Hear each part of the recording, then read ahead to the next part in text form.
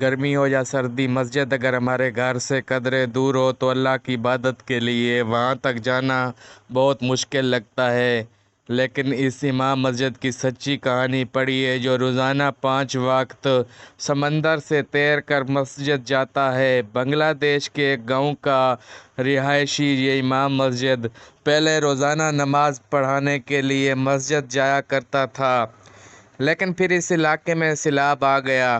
اس سیلاب نے اتنی تباہی مچائی کہ پورا علاقہ زیر آب آ گیا۔ ہر طرف پانی ہی پانی، ایک سمندر کی صورت کھڑا تھا۔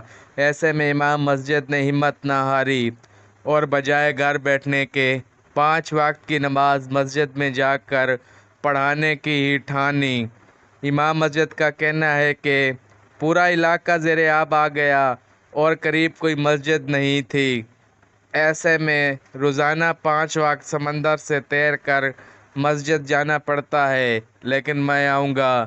مسجد تک جانے کے زمینی راستے منقطع ہیں، کبھی کشتی مل جاتی ہے کبھی نہیں، لیکن نماز کے لیے آنے کا یہ سلسلہ جاری و ساری ہے۔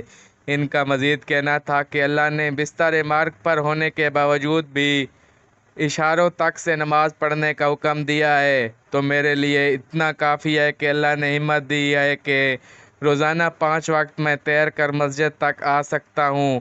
مزید بتایا کہ رات کو مسجد کی چھت پر سو جاتا ہوں تاکہ تہجد اور فجر کی نماز ادا کر سکوں اور اذان دے کر لوگوں کو رب کے حضور عبادت کے لیے بلا سکوں۔